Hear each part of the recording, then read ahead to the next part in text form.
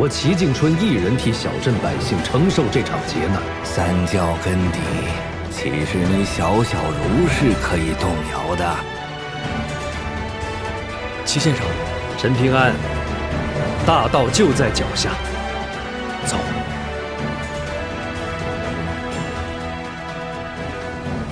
前辈，千年暗示，一灯即明。天道崩塌，天道崩塌，我陈平安，我陈平安，唯有一剑，唯有一剑，可搬山，可搬山，断江，断江，倒海，倒海，降妖，降妖，镇魔，镇魔，弑神，弑神，摘星，摘星，摧城，摧城，开天，开天。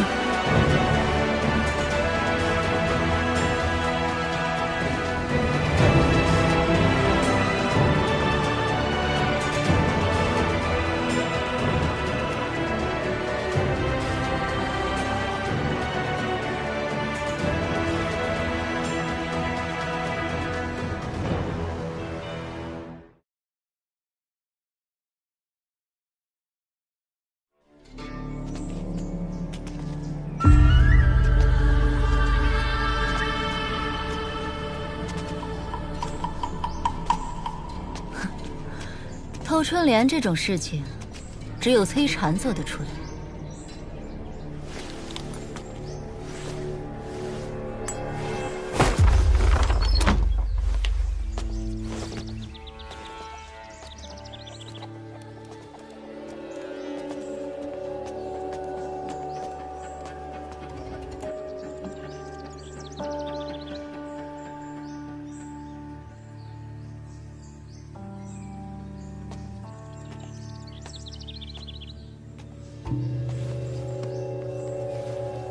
这些书在大黎京城市价多少？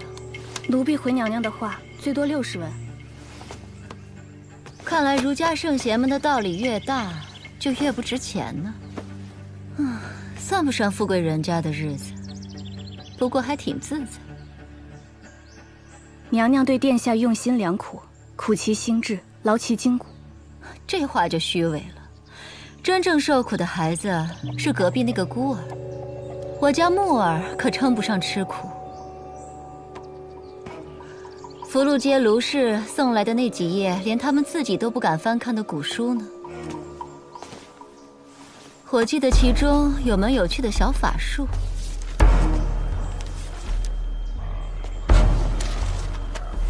天地相通，山壁相连，软如杏花，薄如纸。五指一剑，急速开门，奉3山9侯先生律令，去！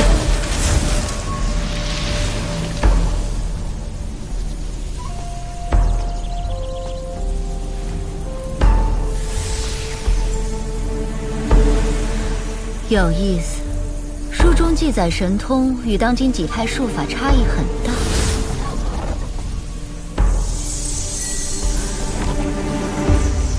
这3山9侯先生究竟是什么身份？可有些人命好，随便怎么折腾都是享福；有些人命贱，生来就是吃苦的。小家伙，日后找我报仇之前，你至少要和云霞山、正阳山、书简湖这3方打交道。等找到我，牛年马月了。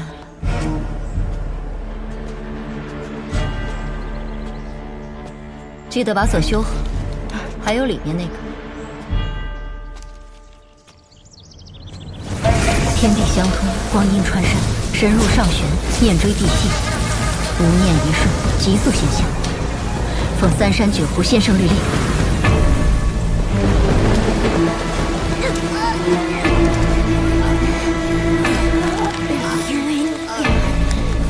对了大姨娘的誓言，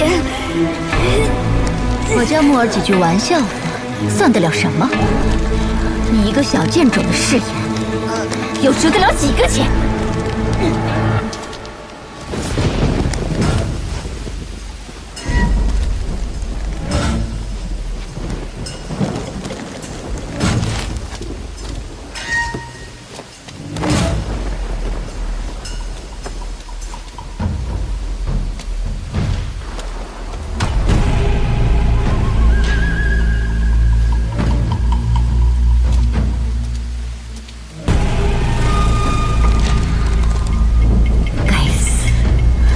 全都该死！怎么，王将军觉得不对？虽然不知更多的内幕，但动辄杀伐，我确实觉得不对。不愧是归降卢氏王朝的头号猛将王义府啊！八进五人说话就是硬气。王将军是讲道理的人，如今身处一个阵营，别一言不合就打打杀杀的，我很不喜欢。不过这人呢，总是会把菩萨心肠当成天经地义。不如将王将军舍了性命尊严也要保护之人送入皇宫，或是教房司如何？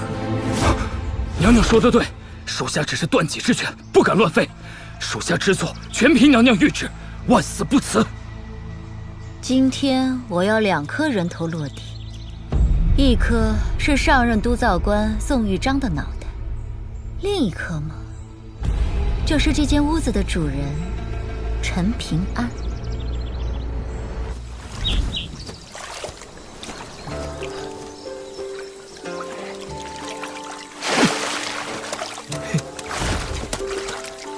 小宝平，你听齐先生说过外面的世界吗？当然说过。咱们浩然天下有9个大洲，我们所在的东宝平洲是其中最小的一个。但即便如此，宝平洲依然藩国无数，王朝如林，奇人异事数不胜数。更别说外面的北距泸州、南婆娑州、中土神州、皑皑州，还有我刚才仔细看过了，接下来顺着铁夫江一路往南，过了齐墩山，到了一个叫红竹镇的地方，就能走水路了，脚程会快上许多。陈平安，鱼。以后钓鱼抓鱼这些事，你都可以教我。还是我来吧，我本来就是照顾你去山崖书院求学的。齐先生说过，富集游学怕不得苦，就是要背着书箱，一边游历山河，一边砥砺学识，两者缺一不可，不然就是瘸子走路，东倒西歪，走不成正道。那如果以后路过竹林，我给你做一个竹书箱。真的？真的。我想此行山高路远，竹林肯定能遇到。说不定还能看到刘宪阳说的那个天一样高的山，最广阔的河，还有……宝平，如果未来我遭遇意外不在你身边了，你也不要害怕。那些山虽然看着远，但只要咬着牙，脑海里想着不管怎么样走到山脚就好，就真的能走到山脚。陈平安，你不能抛下我。我什么都不懂，一个人肯定会傻眼的。收！我是说，你一定能够走到山崖书院，而且你会读很多书，见很多世面，说不定就能成为天下第一个女先生、女夫子呢。陈平安，你头上的簪子是齐先生送你的？是啊，这是齐先生的先生送给齐先生的，然后齐先生又送给了你。那从今天起，我就喊你小师叔好了。为啥？这样的话，如果哪天你打算丢下我，就会想，我陈平安可是李宝平无比敬爱的小师叔，这样就会有一点舍不得啦。哎，能不能不当什么小师叔啊？放心，我不会丢下你的。不行，那我不给你做小竹箱和草鞋了。啊！世上哪有不给我做小竹箱和草鞋的小师叔啊？爹，那个泥腿子凭什么跟小姐这么亲近？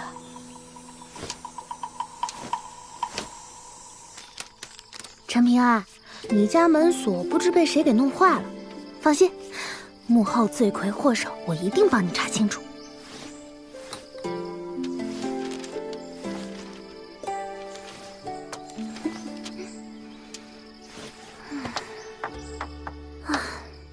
爹，你给陈平安找的剑修到底行不行？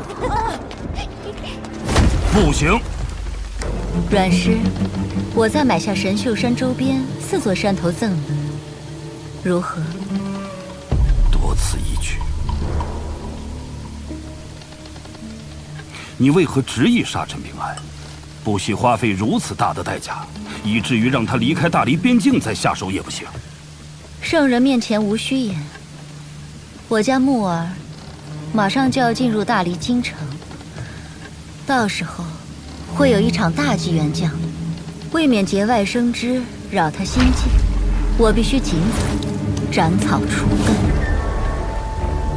阮氏只管开价，只要你肯点头，我甚至可以说服陛下，为阮姑娘将来正大大开方便之门。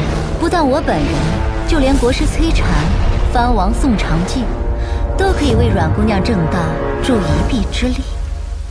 以后你不要进入龙泉县地界，否则别怪我出手打女人。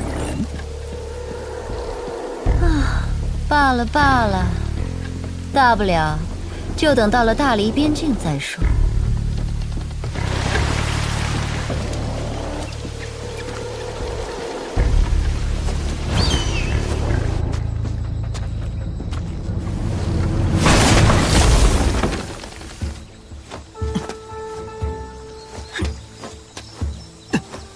爹，我们要躲到什么时候？既然小姐不想我们跟着，就见机行事。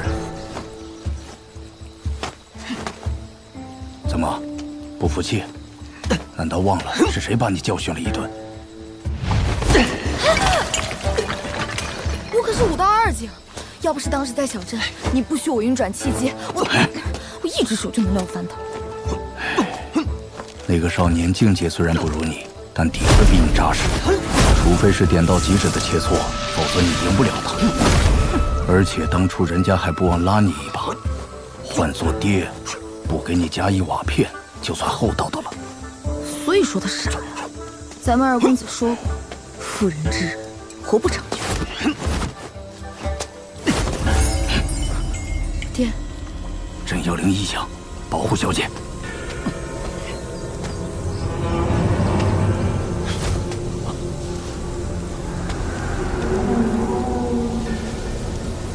宝平，身后。小师说，书上说，这世间有山精鬼魅、妖物作祟，他们性情暴戾，喜欢以人心肝做下酒菜，尤其是读书人，则会最为险美。你平时看的都是什么书？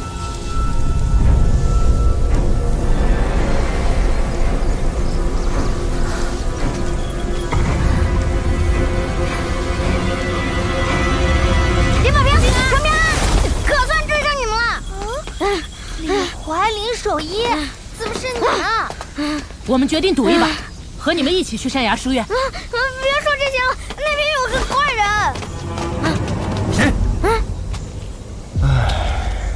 出来！你就是陈平安吧？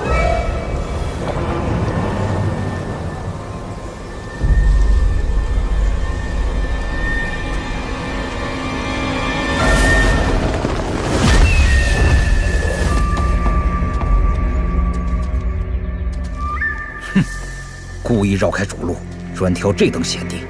这陈平安人小鬼大，谨慎得很呐。不过是志同把戏。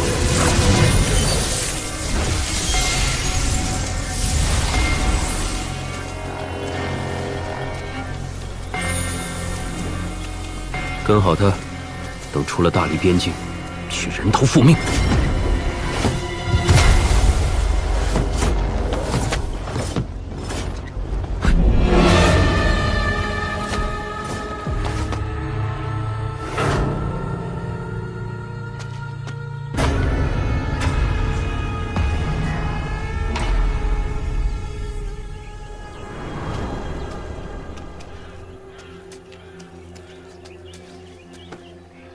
没有外伤，皆是被浩然罡气震碎经脉而死。动手的定是名武夫，走的还是霸道至极的路子。想必是娘娘飞书中提及的圣人阮琼。无妨，除了大力地界，他便有通天的本事，也不敢阻拦了。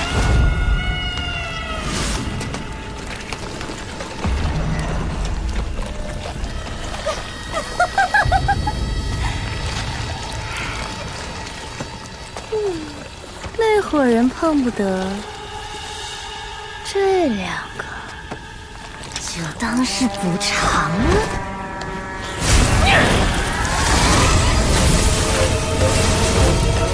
不要打草惊蛇，速战速决。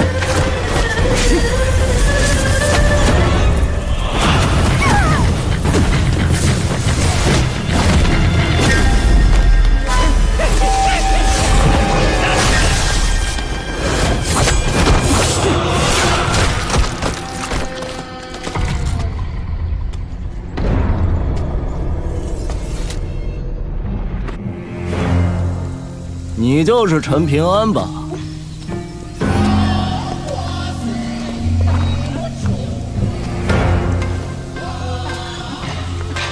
你好，我叫阿良，善良的良。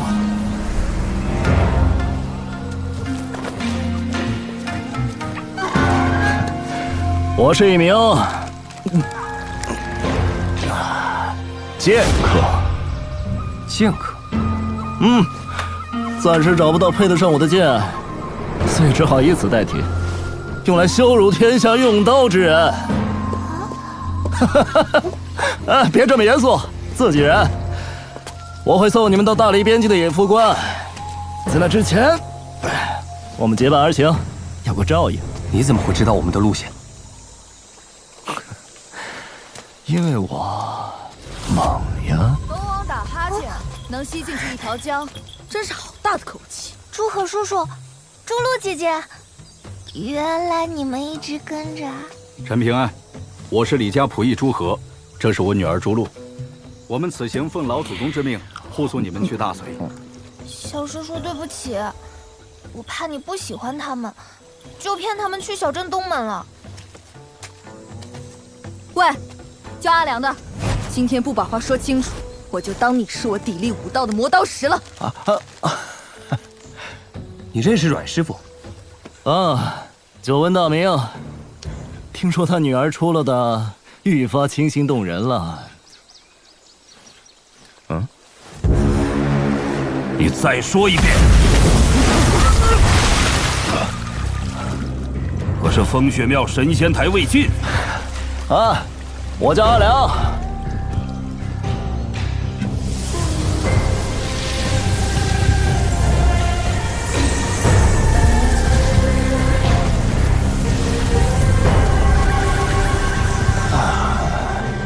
能不能借我喝两口？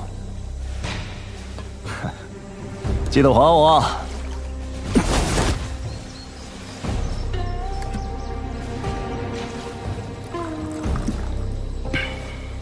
都说魏晋为情所困，这只杨戬壶中蕴藏的剑气精纯浩瀚，透着一股哀伤，应该是他不错。更何况以魏晋的修为，想要从他手上杀人夺宝，那此人的境界岂非登顶？陈平安，你可以放心，他是我从风雪庙请来的帮手，会送你们去到大理野夫关。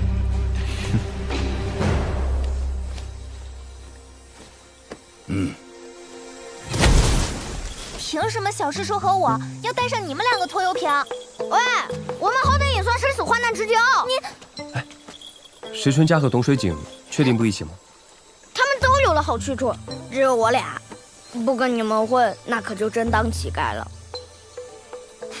那就一起动身。哦，太好啦！走喽，走，快呀，快呀！哎呀，倒霉孩子，下来！你算哪根葱啊？我是你失散多年的爹，亲爹。难道这小王八蛋的爹娘真有一段不可提及的伤痛往事？哈哈，上当了吧？跟我斗！哎呦，谁且小么多呀？阿良，你要是考虑把梨子送我，我回头让我娘改嫁，咋样？小笨蛋！不听，我们念经。小笨蛋，大笨蛋，你是不知道我的厉害。是吗？你有多厉害？剑道至高境界，无剑胜有剑。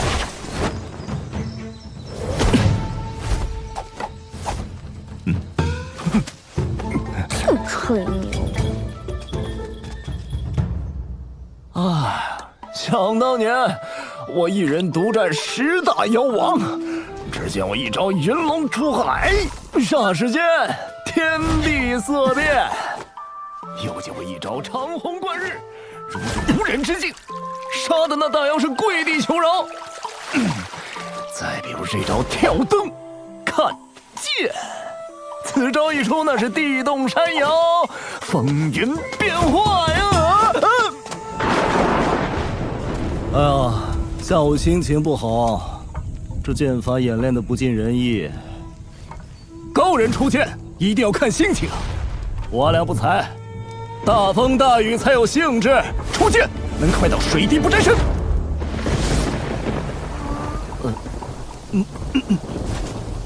看啥看？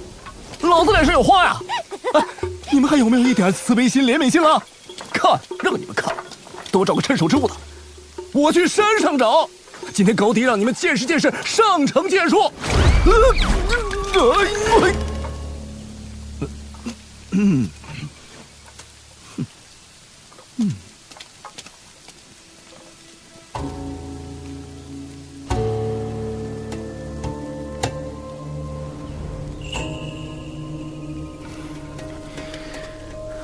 我去找他。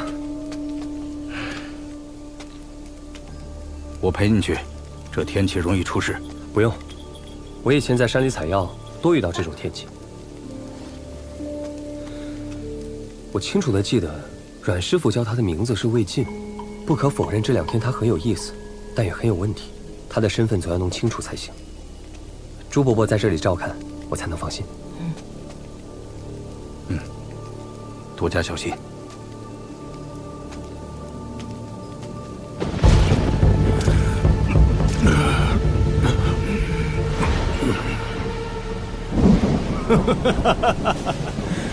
总算来了，可否等我喝完这碗酒啊？娘娘，那个倪萍乡少年是殿下的心结，他该死。但宋玉章是皇上钦点之子的官员，建造廊桥有功，为何要杀他？小镇廊桥，风生水起4字有多少笔画，就有多少宋氏子孙在此凄惨枉死。既然宋玉章知晓了此事内幕，那他就必须死。可真正让他必死的，另有其事。能不能帮我捎一句话给宋继新啊？如今应该叫宋牧了。说那个叫宋玉章的家伙，这么多年一直都想跟他要一副春联儿。真当他是你的私生子了？你这不是找死是什么？宋牧是他私生子的传闻闹得人尽皆知，他宋玉章非但不知收敛，还敢对宋牧流露出父子真情，真是该死。我宋玉章年少时喜读游记，看到东北平州最南端的老龙城，常年有大潮拍岸，天下壮观。那就当这一碗大梨酒是那南海大潮之水。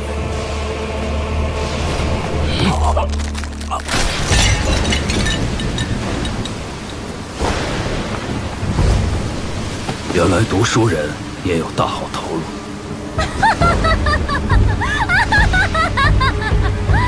就是不知道这另一颗人头又能有几斤几两。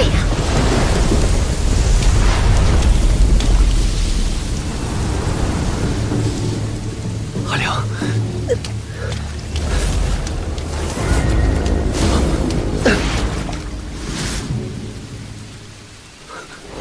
陈平安，跟你一路着实辛苦，想向你借样东西。你跟踪的那个废物，纯废物而已。不瞒你说，如果你留在那个五福身边，或许还能再多活几日。很不巧，是你的小心谨慎，送给了自己的性命。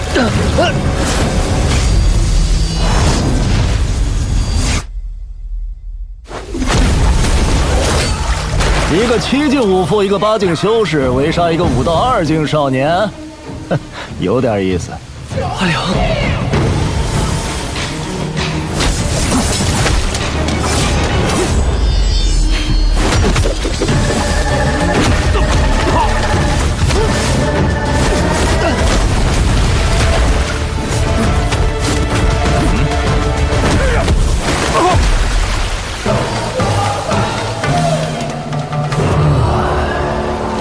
别留手，用全力！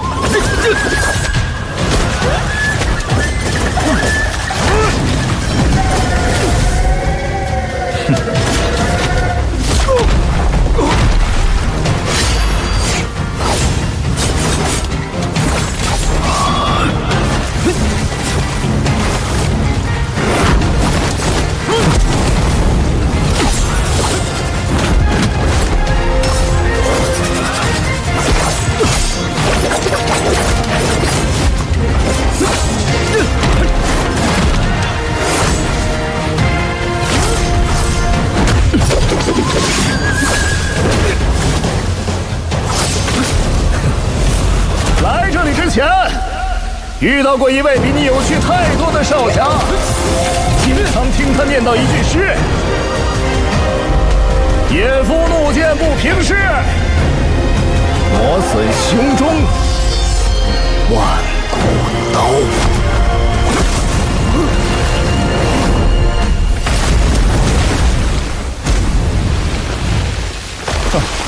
如何？是不是觉得这句诗很适合这种天气，杀人之后拿出来读一读？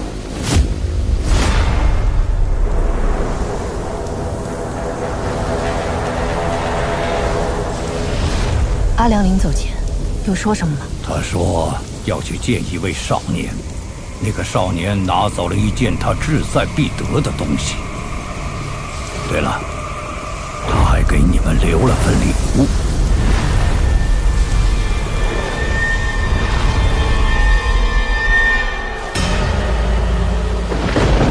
我来找你，是为了你头上的那根簪子。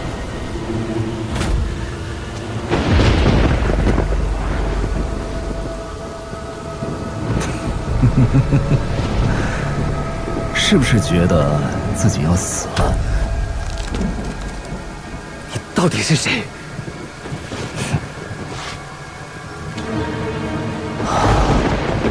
我叫阿良，善良的良。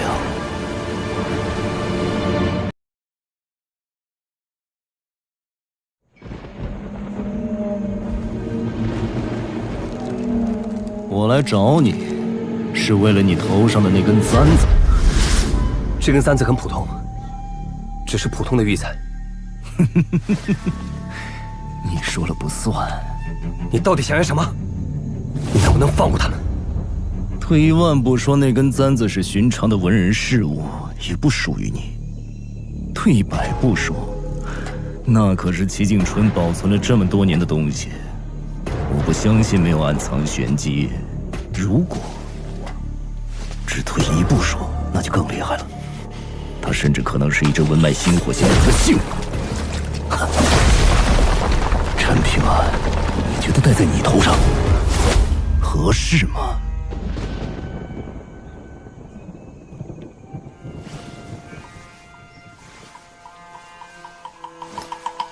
这是齐景春的先生的遗物，也算是齐景春的遗物。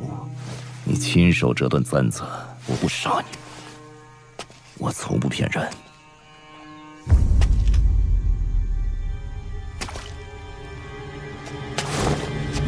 还真有点像。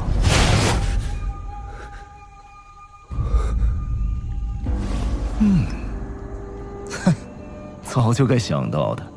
按照穷秀才的脾气和齐景春的性子，传下来这么跟普通簪子才是正常。拿回去。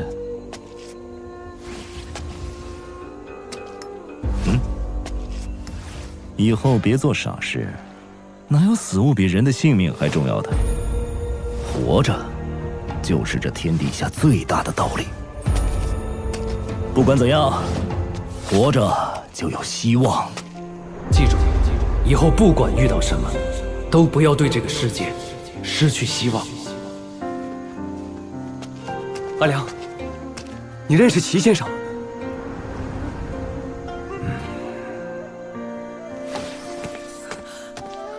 阿良，你教我剑术吧。左师兄说不过我，就动手打我。崔大师兄装模作样拦架拉着左师兄，但我瞧得可清楚了，他的手早就悄悄松开。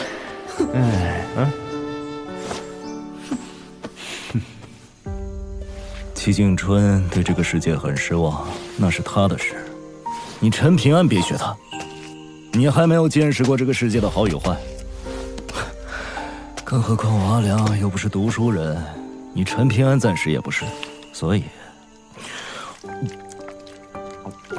知道吗？你拿走了一样我以为是囊中之物的东西，我甚至已经在那个地方刻下了一个字，结果等我屁颠屁颠回来，是这么个惨淡光景。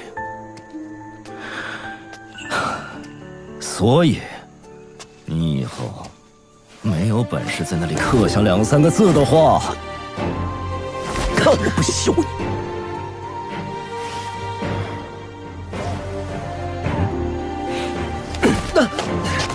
阿良，你能不能说些我能听得懂的话？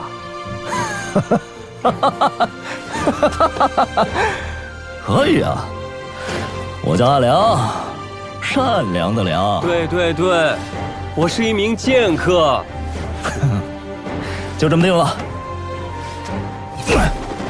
我会送你们到大理边境，相信到了那个时候，那帮孩子也能清清爽爽远游求学了。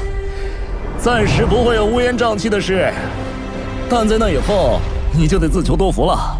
能不能带他们走到大翠山崖书院，能不能活着回到大理龙泉，全看你自己本事。阿良，谢谢你。我之前觉得你不像个好人，但现在我可以相信你了。不信哪够啊！你小子以后见到我这种绝世高手，要发自肺腑的尊重，知不知道？阿良，你那么厉害，你打得过朱河？哎，陈平安啊，你怎么比齐景春当年还讨人厌啊？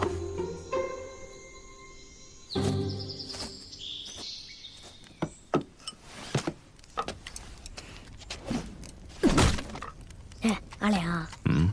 陈平安说你昨天晚上上山拉屎去了，因为这样就可以不擦屁股。是陈平安说的啊？阿良，你人帅脾气好。我有一个姐姐，要不要以后介绍你们认识认识？她叫李柳。名字虽然难听，但人可漂亮了，绝对不骗你。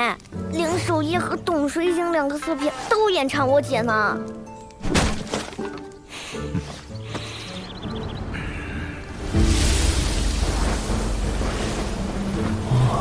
难怪这臭小子走了这么久，脚底板连个水泡也没长，看来从小就被高人打体魄。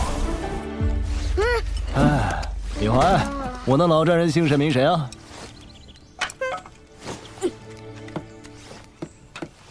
他爹叫李二，小镇出了名的酒鬼混子。李怀没少因为他爹被人嘲笑。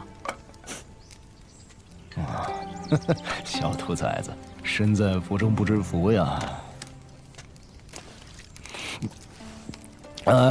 有心事啊？要不要喝一口啊？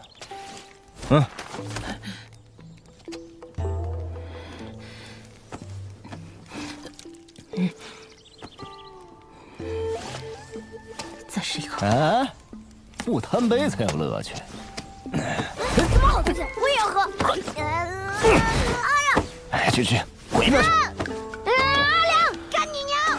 前年年夜饭我就用筷子偷偷蘸酒喝了。再说，我从小就被我爹丢在药酒桶里暴打的。别担心，跟我说这个。小师叔只是太忙了，他会记着的。陈平安躲哪儿偷懒去了？还不回来？我家小姐怎么能受这些委屈？老祖宗赏赐的宝贝，镇妖铃。怎么不想啊？若无妖物靠近，天天乱想，那岂不是遭了大罪了？祝贺叔叔，你找我来，是有什么话想说吗？陈平安，那我就直说了。因为搬山园的事，你和朱露有些误会，请你不要放在心上。这次护送，不敢说我们本事有多高，对宝平小姐，绝对是一片忠心。我明白的，有你们在，我就放心了。这少年不但体魄坚韧，心性更是稳中有细，难怪能正面硬抗那道半山原。换作是我，恐怕没有这般胆量。舒和叔叔，陈平安，五人生境，没有生死一切的历练，注定是走不远的。若无法一鼓作气往上攀登，就只会消磨意气，再而衰，三而竭，彻底断了登顶之路。陈平安，你身子骨打得很不错，一点不输给那些在药罐子里泡杂的毫发子弟。如今逆势泥胚境，马上就能跻身五符的第二境木胎境了。这股好不容易聚起来的气，别轻易散了。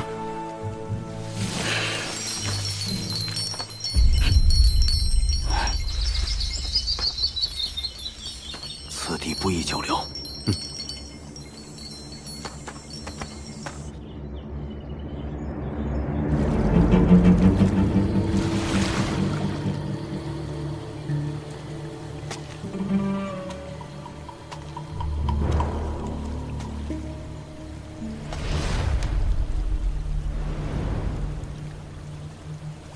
怎么说？两人皆是一刀毙命，经脉皆碎。风雪庙何时这么天下无敌了？随便跑出来一个莫名其妙的家伙，就能杀人跟杀鸡一样简单。杨花，报上他们的名字，死人也有名字。是，李侯，武道第7境宗师；胡英林，第8境修士，兼修飞剑和道家符箓。两人20年间从未失手，更是为娘娘出生入死，为我大黎立下汗马功劳。好啊！我记得那齐敦山黑白子，彼此厮杀吞噬已持续100年，如今不知道怎么样。仅剩1黑1白两子，吃人无数，是否需要礼部出马围剿倾诉？不必，留着有用。是，我倒要看看你有多大本事。我想杀一人，还没人能拦得住。小师叔，那边有竹林，好看吧？小宝平，马上入夜了，再好看的竹林也不能过去，要小心。怎么又是鱼汤啊？小兔崽子，别挑3拣4的。那，如果以后路过竹林，我给你做一个竹书香。李宝平，小师叔已经很好了，要知足。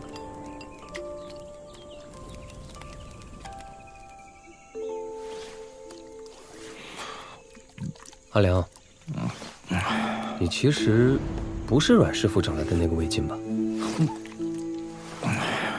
那家伙9品奇差，哪有我半分潇洒？我教了他一手上乘剑术，那小子茅塞顿开闭关去了。嗨，葫芦是酬劳，毛驴嘛，我帮着照顾而已。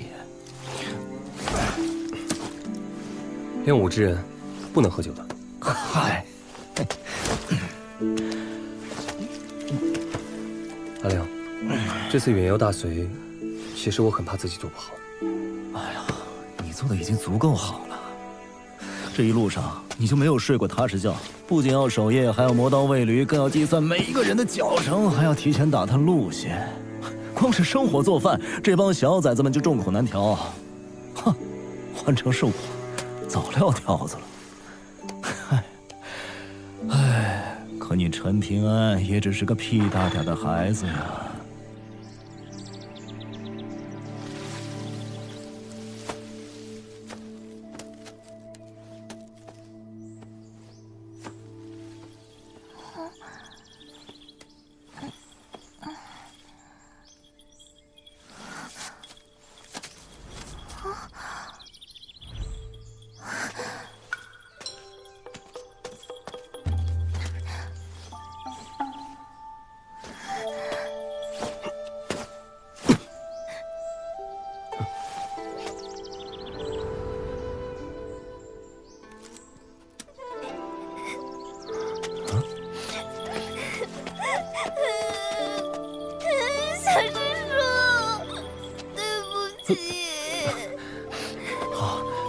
不哭，啊，是不是小师叔做的不好看？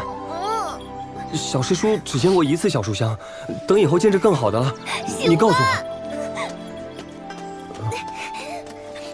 没有比这个更喜欢的了。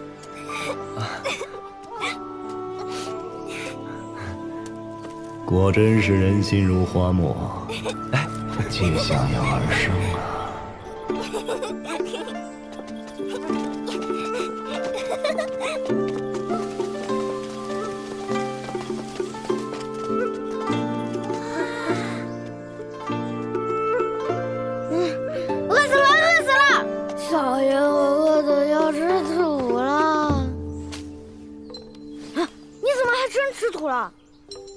蛇有蛇路，鼠有鼠路，变风食水，吃土下套。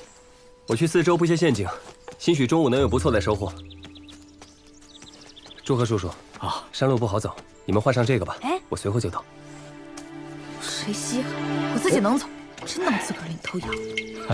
放心。哎，陈平安，这是你自己做的，沐猴而冠。主路。我回头多给你做一些草鞋吧。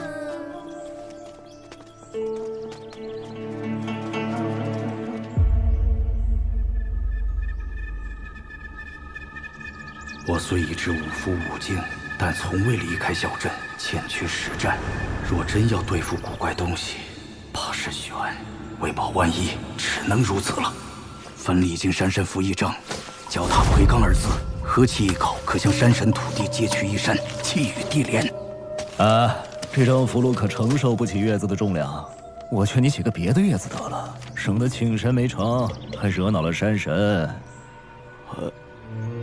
阿良前辈，这茄墩山真有那土地或是山神盘踞，为何还有这么重的阴煞气息啊？谁跟你说山神土地就一定是好人呢？小师叔呢？小师叔怎么还没回来？啊！阿良前辈，你去找陈平安，我继续完成这道搓壤成山诀，如何？好。啊，那你自己小心啊。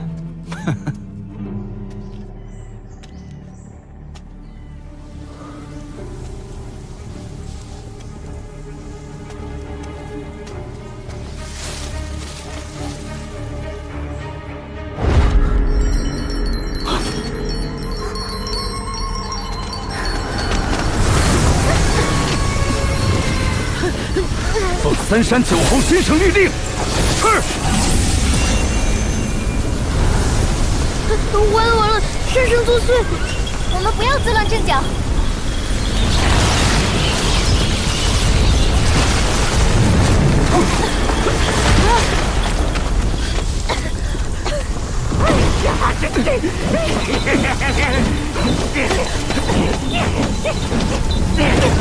干你祖宗18代！屁大点本事没有，害人算你最厉害！可怜西岐躲了几百年了，好不容易等到大理朝廷敕封山水正神，西部敖成婆，结果你给老子喊出来了你！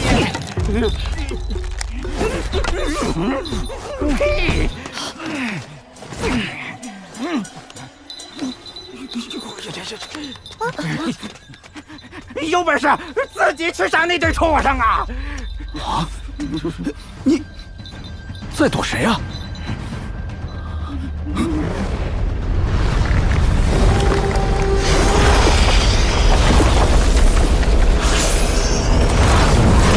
那几个玩好事，去吃他们，就不用惦记我的臭皮囊了。灭北族土地神人，老天爷真是吓人！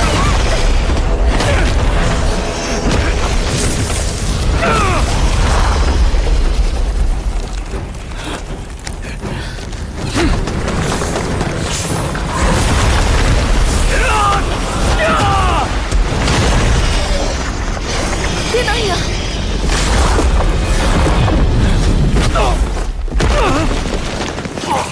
爹，住口吧！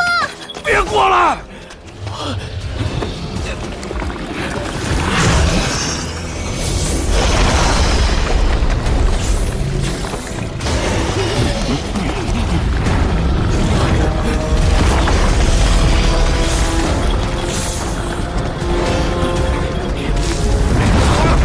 我毕竟是土地神器之一，你吃了我，将来那些山水正神一定会给你下绊子的。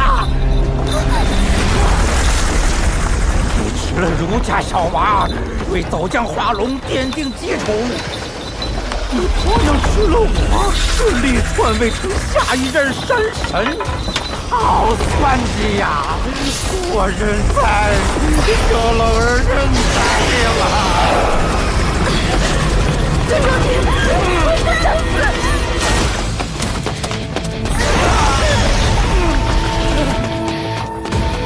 有天下最好的小师叔，所以我才不怕你。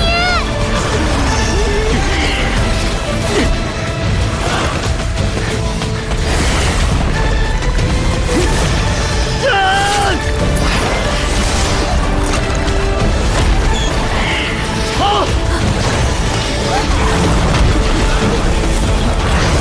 魏天聪，我来对付他。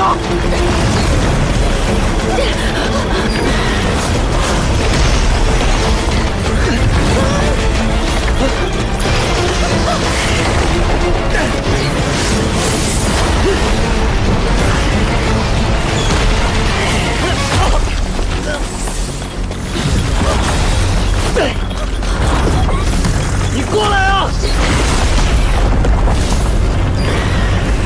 莫非山炼是空的？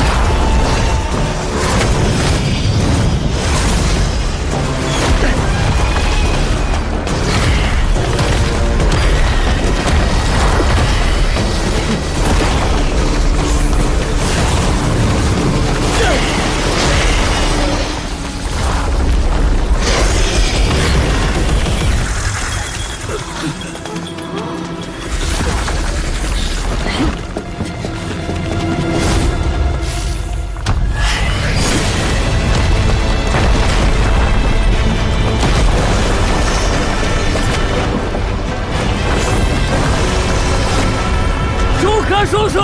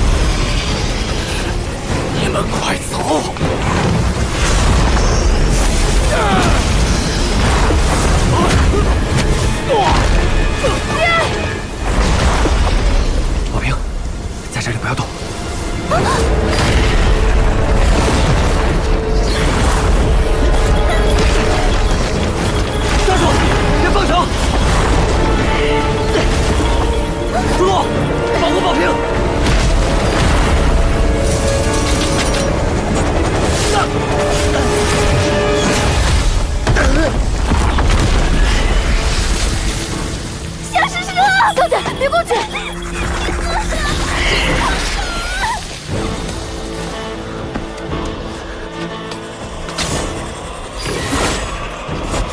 来呀！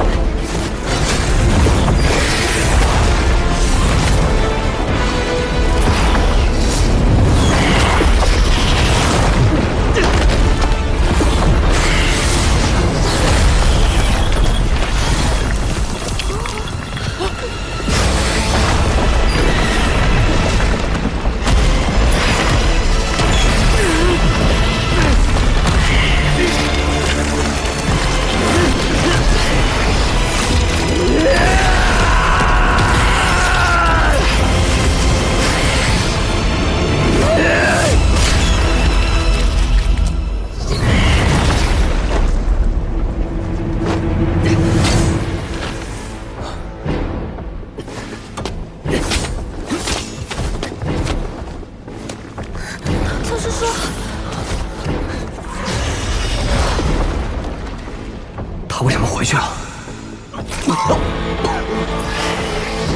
不对，这两条蛇灵智已开，为何不来月湖？他们好像不为吃人，像是在拖延时间。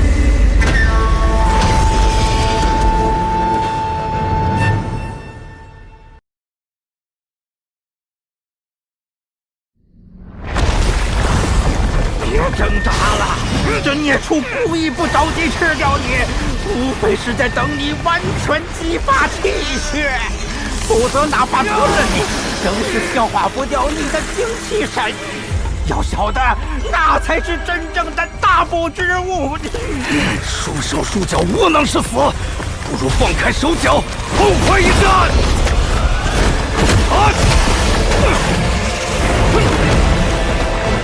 孽畜可不只是肉身强悍，他在100余年前吞吃了一位中武境炼气士，如今估摸着也修成了1、2门道法。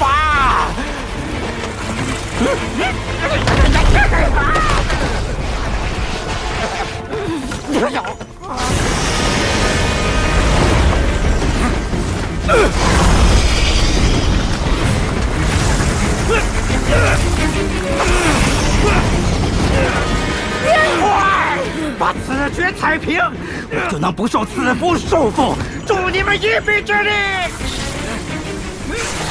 快呀！再犹豫就来不及了。难道你们要眼睁睁看着自家长辈立剑战死吗？朱露，别去，他们有可能是一伙的。两条孽畜全都不拦你，就是想让你踩掉那个字。你动动脑子！一伙儿的，阿良前辈呢？他怎么不来救我们？我不管，我要救我爹，我要救他！你们根本就没有人在乎他的生死！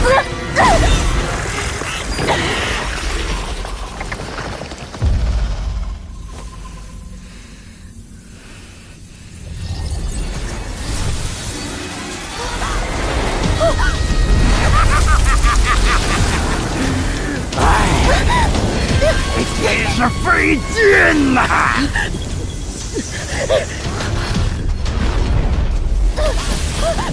救父心切，理解，榆木脑袋，同情。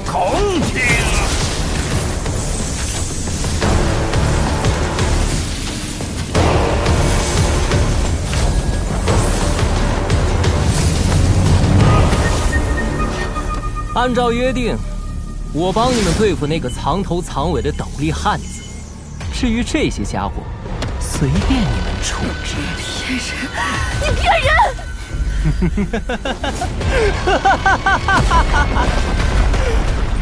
大黎这次封赏山河神奇，我撑死了就是恢复土地正身。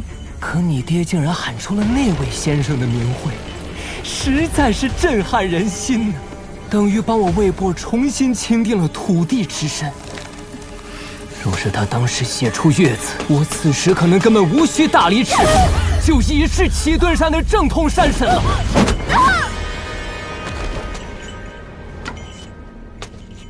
那个阿良呢？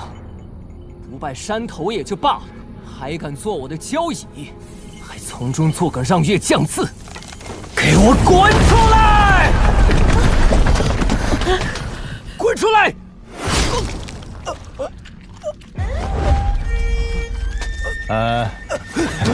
你找我？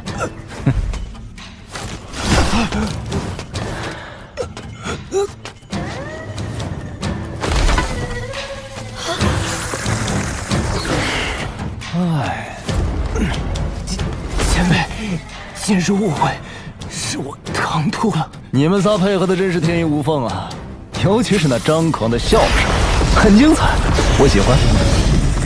啊，都别动！哎呀，快夸我，夸我呀，使劲夸我，我金夸，再肉麻我都接得住。阿良，你是不是又拉屎去了？你要是晚一步，以后就没人陪你一起撒尿了。你大爷！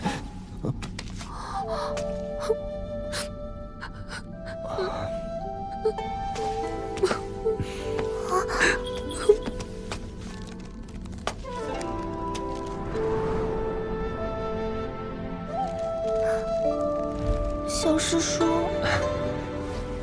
不打紧。爹，慢点。大难不死，必有后福啊！爹，您别说话了。多谢阿良前辈出手。到了红烛镇，请你喝新酿的杏花春。哎，老朱啊，大恩不言谢嘛，记在心里就好，说出来显得没那么有诚意呀。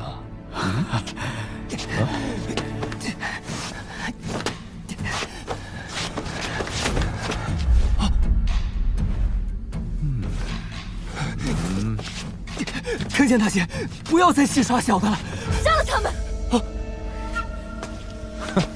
为什么？他们跟我无缘无故，无冤无仇。无缘无故，那两条畜生差点吃了我们，此人更是幕后的罪魁祸首。你明明有这份能耐，为何不做？这两条孽畜怎么就杀不得？对啊，你这口气倒像是我未过门的媳妇儿啊！不行不行，我其实喜欢年纪稍微大一些的，我喜欢这样的。你不可理喻！鹿儿，不可无礼，一切交由阿良前辈自行处置。好啊啊，那我就说了算了啊！老话说得好，做人留一线，日后好相见。可害我受了这么大惊吓，没有一点补偿就不合情理了。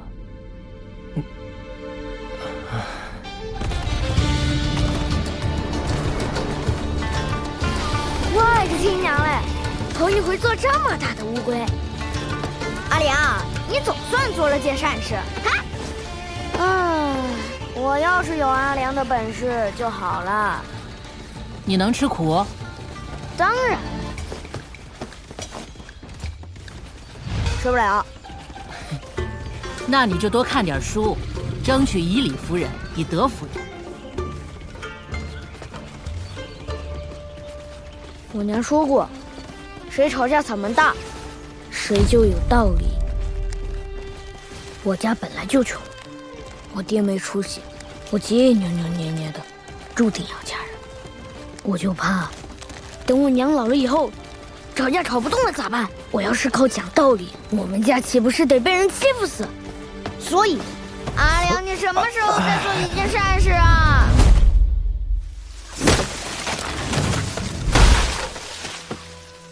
这李怀不得嘚瑟死，到头来反而我们宝平的小竹香最普通了。这片竹林算是他未播的老底子，积蓄了100年的山地灵气。如果我是他，宁可多舍弃些竹子，换心中畅快。对于我来说，胸中那口气是否纯粹，要远远强过积蓄什么山地灵气。哎，之前跟你说的那件事，考虑的如何了？我会试一试。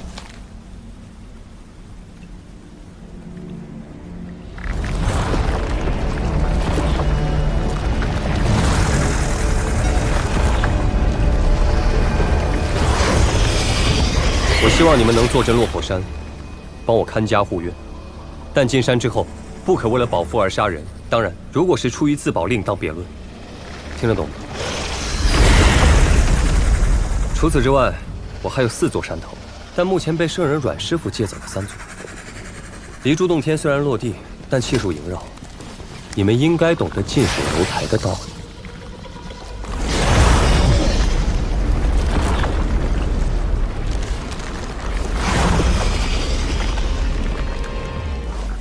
奇墩山比起我家的山头，灵气肯定远远不如。你们在我家地盘上修炼，应该会事半功倍。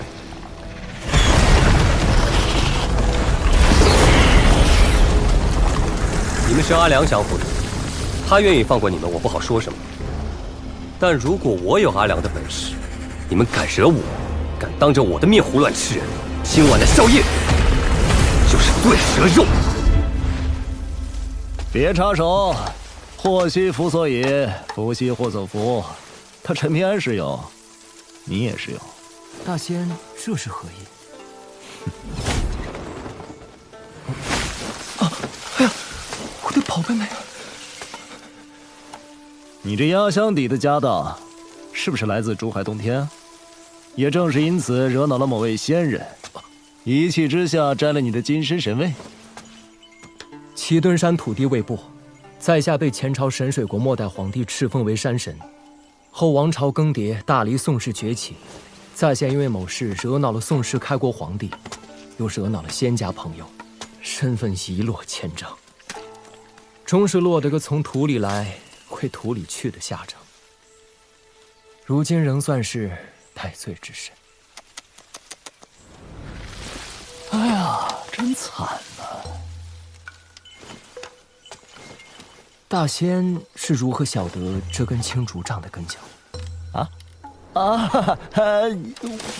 我曾游历过一趟珠海洞天，与那朱夫人交情不深，一般，很一般。你说，如果换成是我提条件，这对蛇蟒会怎样？二话不说，直接搬家。很好，你保住了半片竹林。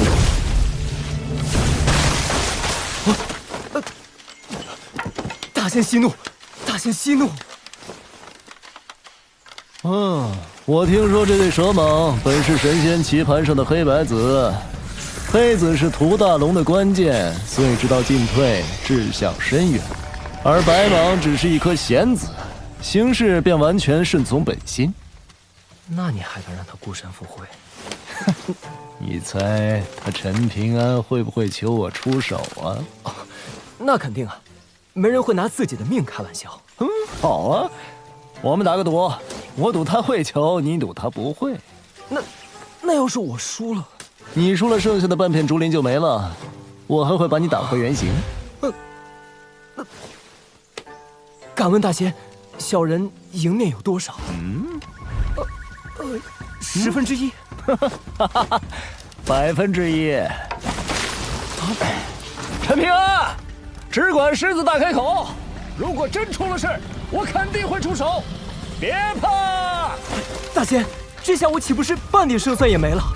那可说不准，万一这少年身上还藏了些压箱底的手段呢？好处我刚才已经说了，同意与否，你们自己选。阿良必然不会出事。我们家乡有一座螃蟹牌坊。其中有一块匾额，上写着4个字：莫向外求。自己都做不到，如何要求别人帮你？这一点，阿良肯定比我更清楚。如果我需要阿良出手才能镇住你们，那你们早晚会无视约定，在我家山头随意伤人。所以，你若只是忌惮他，大可不必。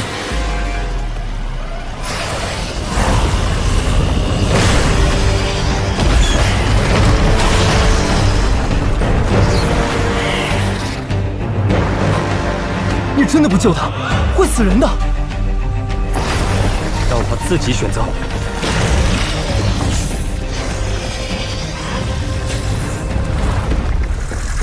我看得出，你因为折损一翅的事而恨我，但既然你听得懂人话，也希望你能通人性。答应与否，你只需要点头或者摇头。丑话说在前头，若不答应，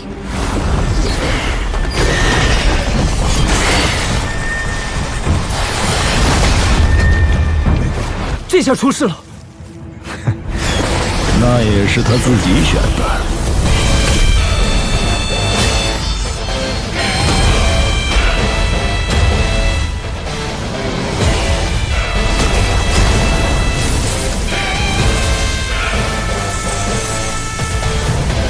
我给过你机会，剑来！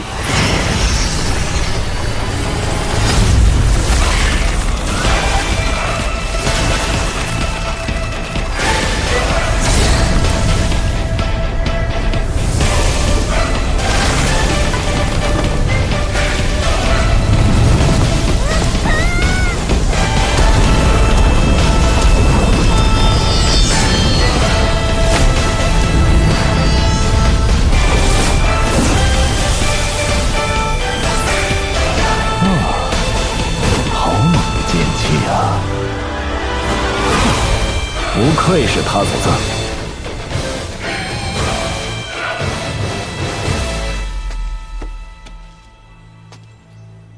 哎，他的内胆你吞了便是，增长200-300年的修为不在话下。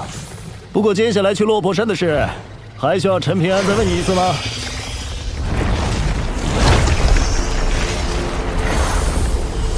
相依100年的伙伴，竟真能同类相识。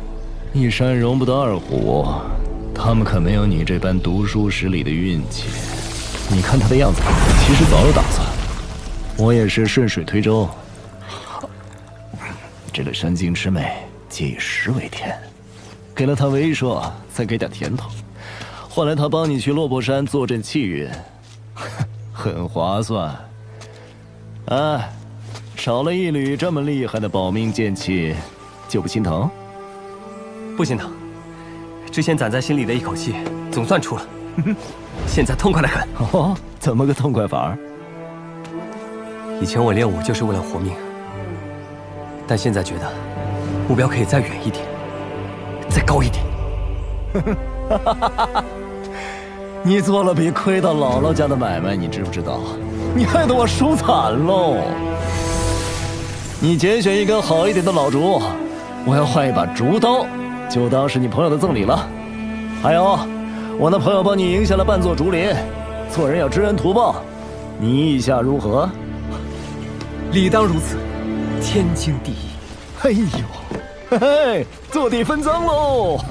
哎，规矩只有一条，一人一剑，不许反悔啊！想独吞啊！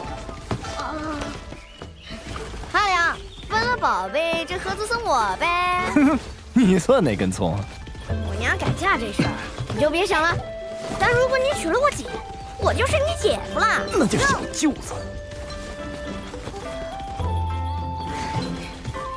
小师叔，你怎么还不来拿宝贝？你们先拿就是，我最后一个选好了。没关系，小师叔，我帮你选。我给小师叔挑东西。我只要这本书就好，不跟你们抢其他东西。嗟来之食，我才不稀罕。阿良前辈，这真是传说中的英雄胆。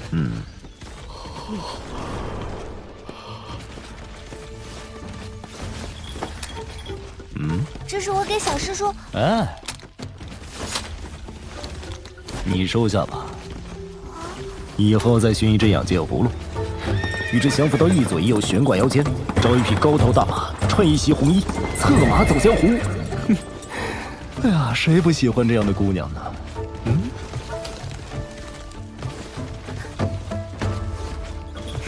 小师叔，阿良说这把刀可好了。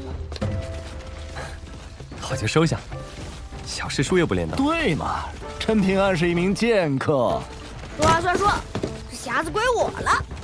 哈哈，你有那么多宝贝放吗？管我！我答应帮你在落魄山建造一座小竹楼，做赏景之用。到时候，我便与黑蛇一同前往。希望我们的这桩善缘能够善始善终。好自为之。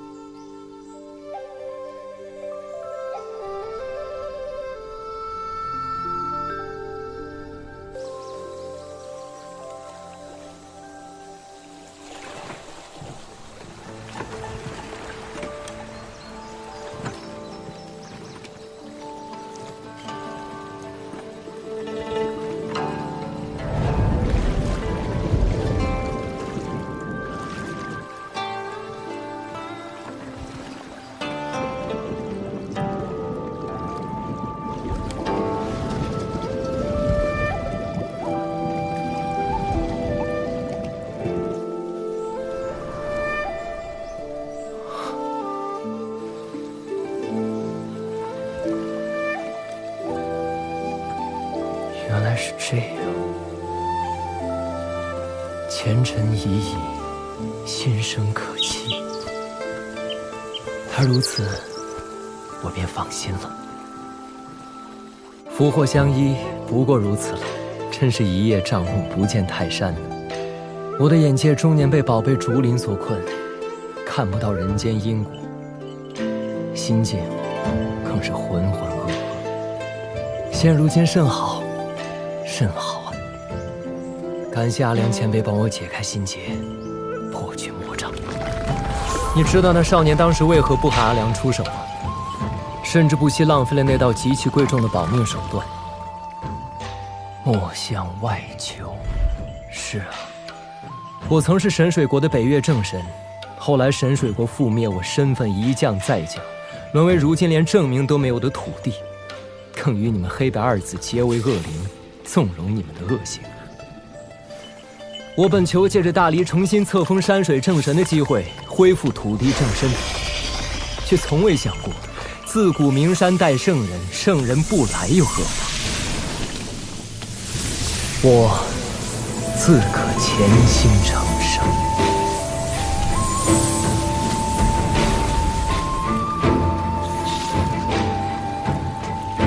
算是那少年送你的乔迁之礼。这蛇胆石是世间最后一条真龙的灵血凝聚而成，天下蛟龙之属，梦寐以求之物。走了，你我便去那落魄山，做那落魄人。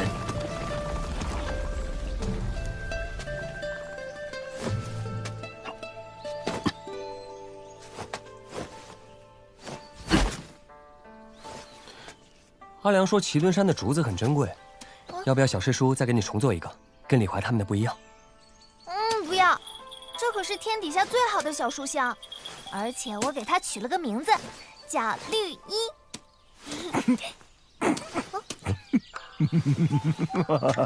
这是什么配色呀？幸亏小宝瓶够可爱，不然能让人笑话死。阿良。等落魄山的竹楼建成，你给取个名字吧，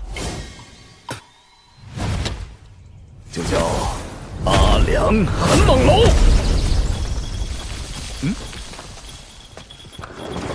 那我换一个含蓄些的，就叫猛字楼。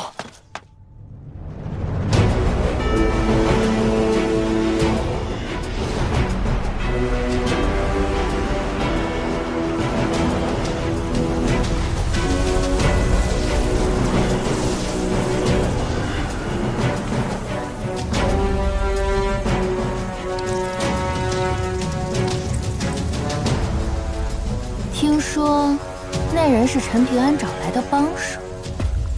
不管他是谁，既然破坏规矩在先，那我大离就要跟他讨一个说法。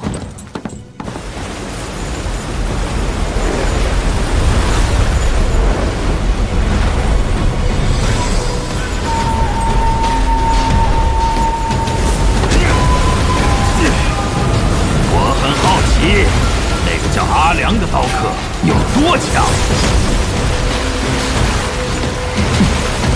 那就拭目以待了。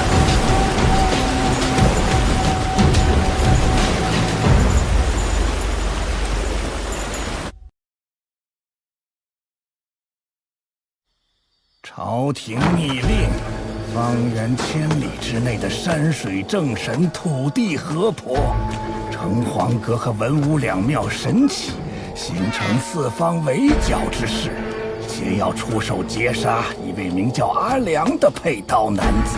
若有人畏敌不前或故意隐藏实力，事后一律打碎金身，限制除名。我等生前已为大理战死过一次，如今得享香火数百年，就算拼了金身碎裂，也要让那狗胆恶僚于此束手。红竹镇城隍拜见礼部郎中大人。此次围杀是各位建功立业的大好时机。如今我大理铁骑的南下脚步势不可挡，一旦版图扩张，只会空出更好更高的位置来，所以就有劳诸位了。定当全力以赴。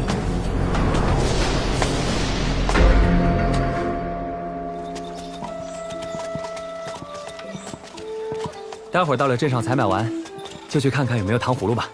小师叔，咱们买2串小糖葫芦就行，小的好吃。本大爷不想走了。问这驴干嘛？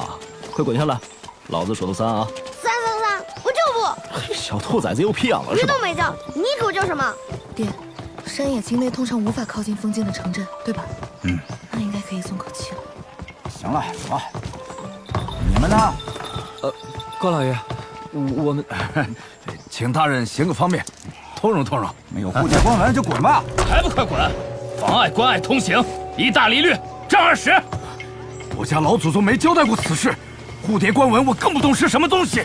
爹，护牒官文是通过关术时必备的通行证，大理军法赏罚分明，要么极轻，要么极重。咱们老百姓跟这些兵野起冲突，占不到便宜。哎，等下，干什么呢？护牒官文，挺上道。干你娘的阿良！本大爷要宰了你的驴！慢下他们！等一下，关老爷，我们是从大理龙泉县来的，请问护牒官文哪里可以补办？是郡县堪舆图，只有1州刺史衙署才有资格存档秘藏。说，你怎么会有？真是阎王好见，小鬼难缠。小师叔，怎么办？看来逃不掉了。不是吧？真的啊？且慢，且慢！在下程称红竹镇枕头驿驿丞，敢问可是龙泉县诸河先生？不知林守一公子是否也在？我便是龙泉县林守一。招待不周，还请各位贵客包涵。都是战场上退下来的老卒，脾气死犟，朱先生不要跟他们一般见识。这些是你们各自的书信家书，早已送至我们枕头驿。林公子，这是你的信。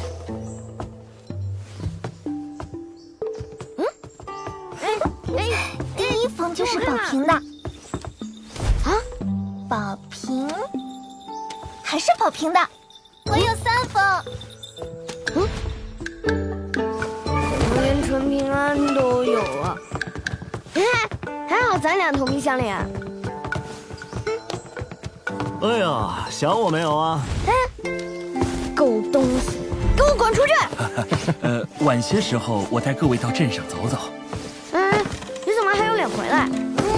哎，大爷少了个爹呀。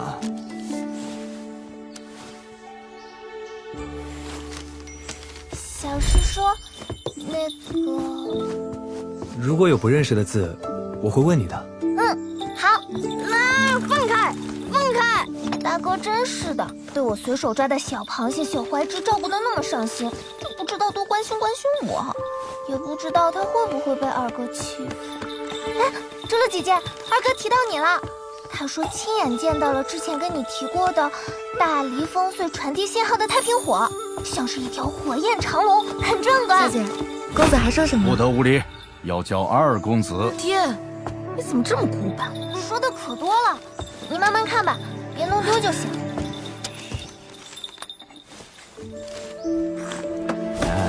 猪怎么回事啊？满脸春风的，比平时还要漂亮几分呢。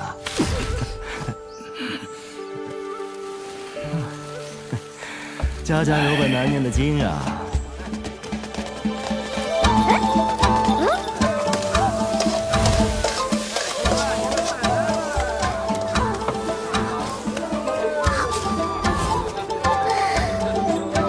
大家好。你慢点。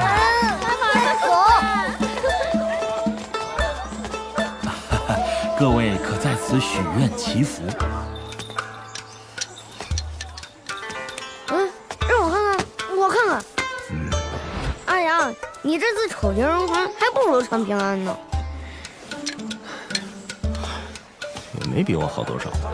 喂，如果有一天你在一个很出名的地方做了一件很出风头的事情，你会刻一个什么字？我会刻自己的姓氏吧。真俗气，比起我刻的那个字差远了。也正常，毕竟像我这样的奇男子，凤毛麟角啊。小师叔还可以刻我的名字，比如宝瓶的瓶。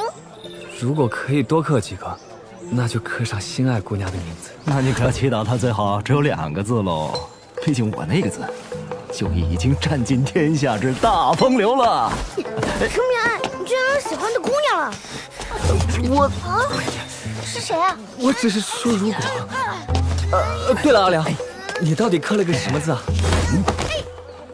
我那个字，铁画银钩天下无双，比什么浩然、雷池好上太多。这里是让男人敬仰，女人腿软，天地都震颤的猛。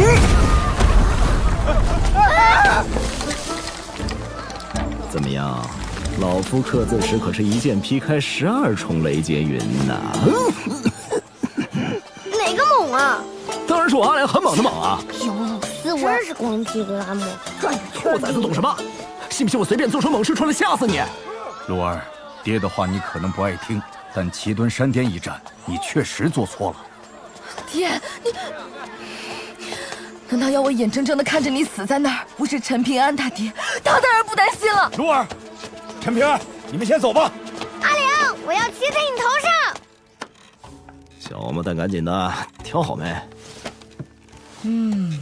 本店书籍概不还价，是赚是赔，全凭眼力。小师叔，我想好了。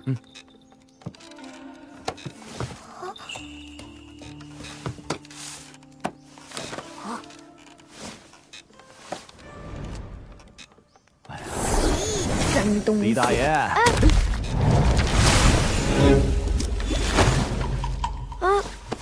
好像有。断水大牙，9两2钱，买定离手。冲疯了吧？想钱啊！本店书籍概不还价。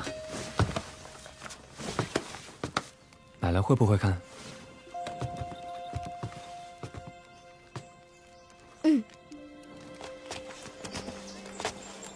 哎，不给自己买一本啊？我字还没认全呢，买书做什么？阿良，那书铺的主人怎么感觉有点古怪？相比这个家伙，真正的麻烦还在后头。不过跟你们没关系。阿良，啥意思？书店才出多少血啊？浮水湾那些画舫才是真的销金窟啊！啊？啥是画舫？小师叔，我们读书人不去那些烟花之地。我们宝瓶当真是护校师叔，天下第一啊！走。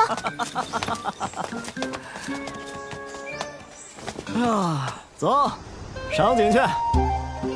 浮水湾是镇上最热闹的地方，最近恰逢灯会佳节，各位真是赶巧了。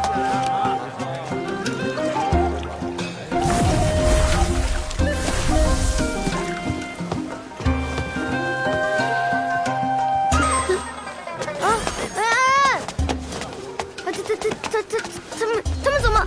小兔崽子，就会窝里横啊！这些女子怎么画的都跟狐妖似的？小子，不懂了吧？这是红竹镇有名的花酒。我们红竹镇是三江汇合之地，这些船女都是前朝神水国的亡国移民。大黎皇帝下过一道圣旨，要他们生生世世、子子孙孙永世不得上岸，做那无根浮萍。老程，你快多给我们讲讲这些妖艳船女的故事吧。哎呦，你这小孩人小鬼大，又不是我一个人想听，阿良也想听，我帮他问的，对不对，阿良？你小子要点脸行吗？哎，说来也是段伤心事。这红竹镇虽有3江，但只有2位江神，而这最后一位江神的故事，便与这些船女的先祖有关。当初大黎与神水国交战，神水国势微被灭，他们的先祖们出逃，却无力渡江，本应被困死在齐墩山下。这齐墩山土地爷曾是昔年神水国的北岳正神，他忠义无双，暗中庇护这些船女的先祖逃亡，却因此惹来大黎皇帝龙颜大怒，便令这些姓氏的后裔亲手将山神金身砸碎，沉入江底。书上说，山神沉江如鱼儿离水上岸，神魂受尽折磨，却不能真正被置于死地。那后来呢？是一位女子冒死跳江，将那些金身一片片捞起拼凑，埋到了齐墩山，这才保住了山神一口仙气。但那名女子也因此魂飞魄散，没过多久便离开了人世，随着转世投胎，却忘了前缘。那个坏蛋山神原来是这么好的人，早知道对他好一点了。应该对他好的。阿良，我要回去。别闹，老子的花酒还没喝上呢。切，那我自己回。我送他吧。告辞。有劳了。哎呀，李大爷真难伺候。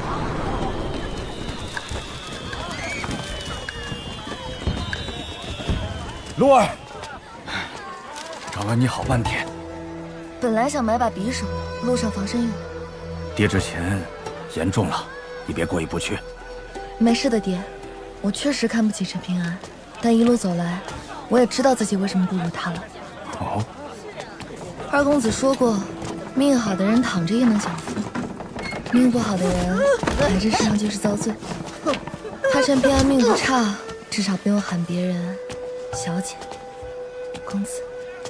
前辈，你说陈平安他平时这么抠门，为何买书时又这么大方？对自己人大方点没什么。再说了，他这买卖也不亏啊。那本断水大牙是不是很值钱？有些年头了，怎么都该值个几千两银子吧？难道小镇以外的世道，钱才是最不值钱的？市井中的黄金白银任你堆积成山，开销起来不过弹指一挥间的事情。普通人一生的积蓄，这些人却能随手挥霍掉。真是人各有命，富贵在天。出身是没得选，可活法有得选。毕竟，路都是自己选的。爹，没有关系。二公子说了，到了大黎京城，有的是法子脱离贱籍。等军功积攒够了，说不定我还能成为高明夫人呢。我家女儿长大了，回头你和陈平安说声对不起，这事儿就过了啊。等到了大黎京城，我倒要看看是哪位世家俊彦能娶到我的女儿。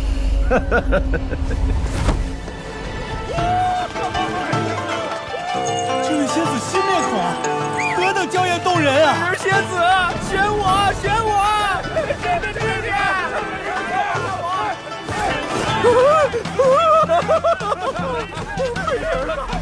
守身如玉，正人君子，死了自头上一把刀。哎，仙子，哎，仙子，别走啊！啊，别！阿良前辈，让我来！姑娘，仙子，别走啊！金子喜欢吗？金子都不喜欢，仙子喜欢什么尽管开口啊！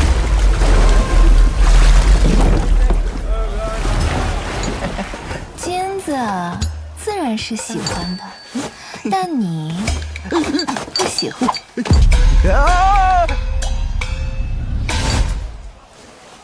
谢官人。哎，不是，那什么，阿良前辈。不过这位小少爷可以独自登船。啊？哎呀，这小子没钱。这是何意啊？我可以不收他银子。阿良前辈，别叫，你要脸。小少爷，不上船吗？失礼了，走吧。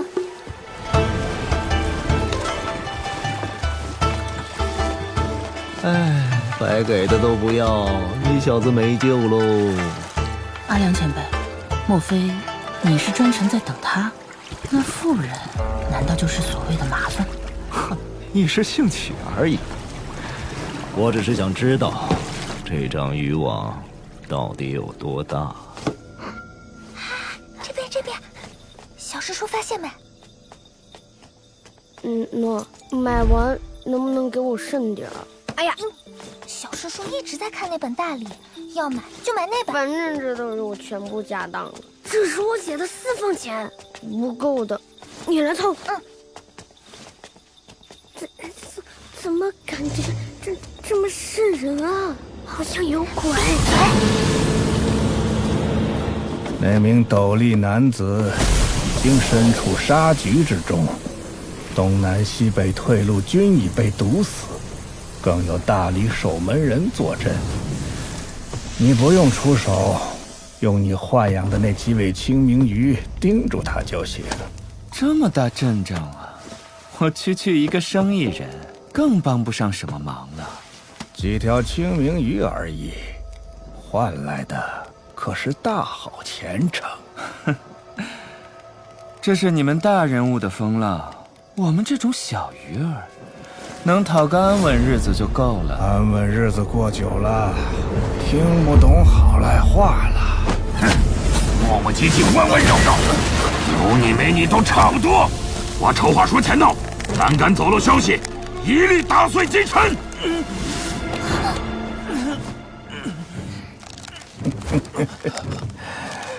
李姐，事成之后，我虽不敢保证你能成为冲淡江水神，但至少能让陛下记住你的名字。富贵险中求，这笔买卖我做了。要不谁？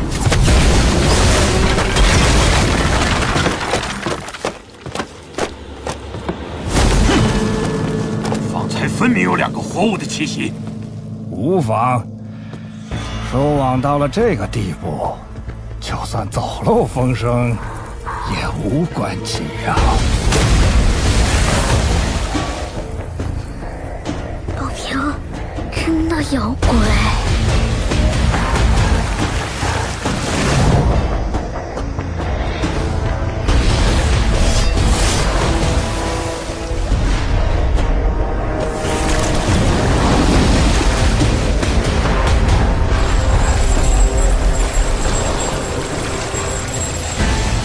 不知今夜能否见到许大人完整的一剑？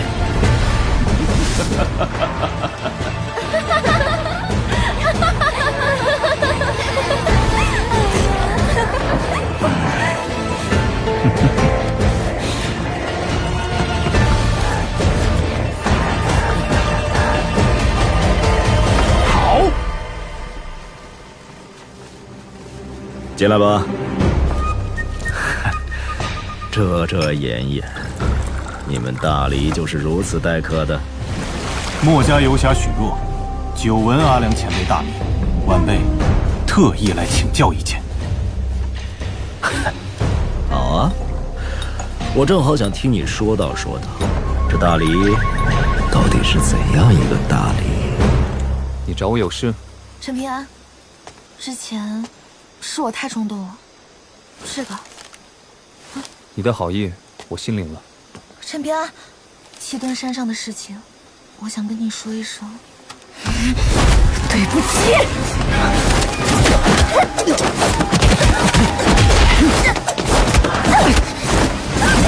陈平安，我只是跟你开个玩笑，真的，我不骗你。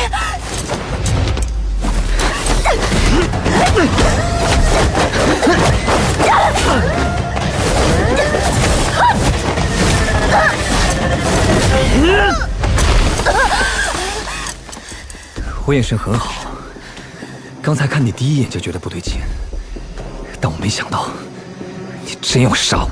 在七墩山我就知道，无论是心性还是胆识，我都比不过你。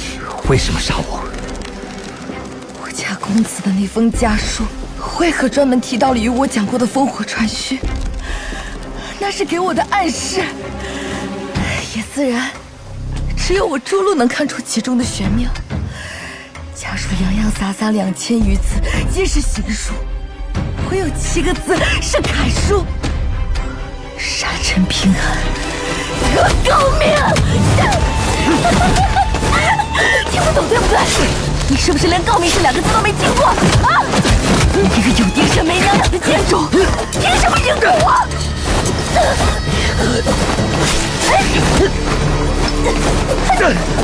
凭什么？我爹要我跟你道歉！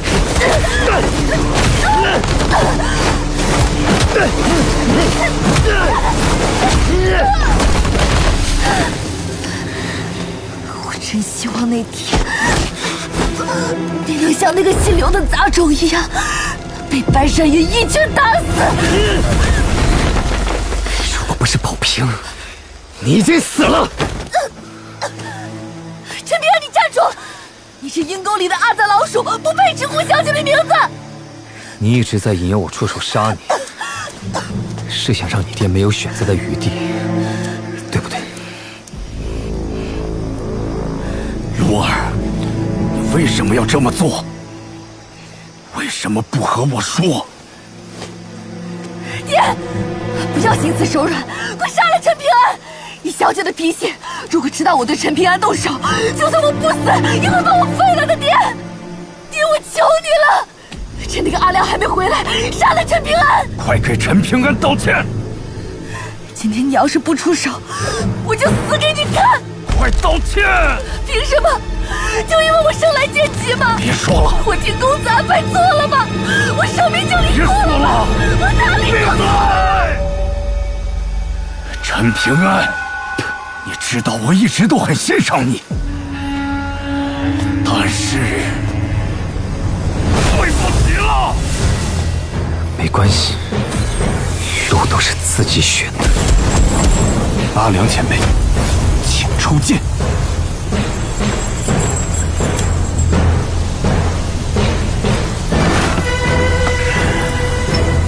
太慢，把剑收了吧，别挥霍了一剑鞘的精气神。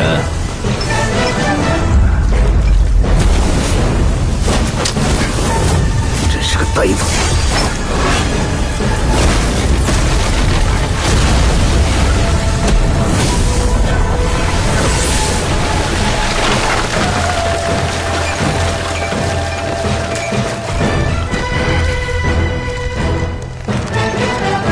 你有幸能请我阿良喝酒，就知道多问点关于我风光霁月的往事。哎呀，坏了坏了！前辈尽管放开手脚便是，在下生死自负。我像是在担心你吗？这是奸计！怎么会这样？既然你们做出了选择，那么该我了。剑来！